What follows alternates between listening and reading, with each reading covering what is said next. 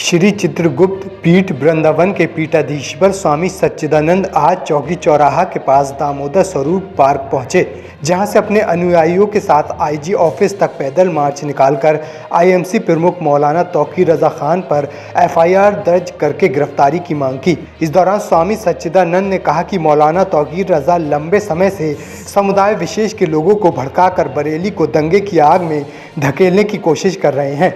इससे पहले 2010 में मौलाना तौकीर रजा मुस्लिम युवाओं को भड़काकर दंगा करवाने में सफल रहे थे, जिसके चलते कई महीनों तक बरेली की स्थिति चिंताजनक बनी रही और लोगों ने कर्फ्यू की मार झेली।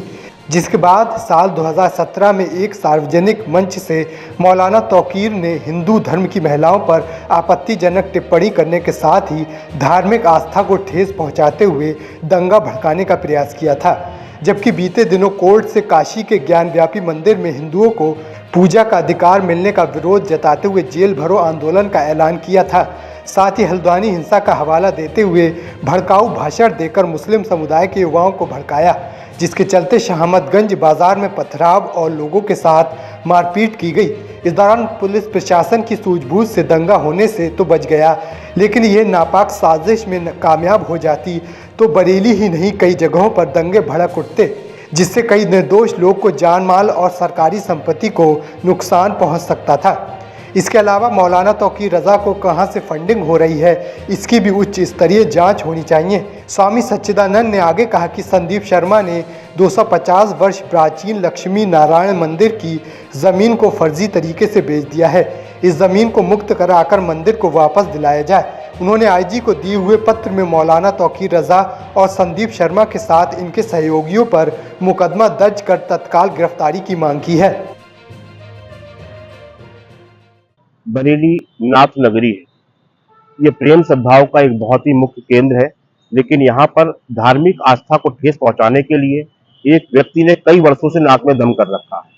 2010 में भी इस शहर को इसकी प्रेम सद्भावनाओं को बिगाड़ते हुए मौलाना तौकीर रजा ने इस शहर के लिए दंगे की आग में झोंक दिया था। और वो अपने समय समय पर वो एक तरीके से हम लोगों का प्रतीत होता है, वो एक जो है धार्मिक व्यक्ति ना होकर वो धर्म के नाम पर एक लोगों को बांटने और किसी प्रकार से यहाँ पर दंगा भड़काने का कार्य हमेशा करते चले आ रहे हैं। चाहे 2010 हो, चाहे 2015 हो, 2017 में उन्होंने सार्वजनिक मंच से हिंदू धर्म की महिलाओं को अपमानित करने का कार्य किया। हमने तब भी उनको चेतावनी दी थी और उनके लिए हमारी पूरी टीम गाजियाबाद से आ रही थी सुअर भेंट करने के लिए। उन सबको भी गिरफ्तार किया गया। उसके बाद भी वो नहीं सुधरे। 2021-22 में उन्होंने दोबारा हरकत करी, प्रधानमंत्री और मुख्यमंत्री को गाली देने का प्रयास किया।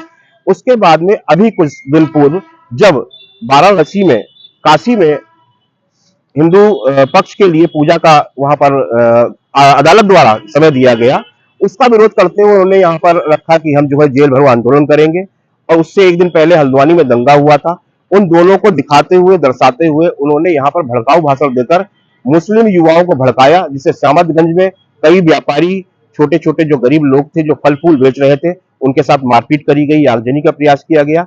और जहां भी है इनके भड़काऊ भाषण के कारण कई बार दंगे फैल चुके हैं।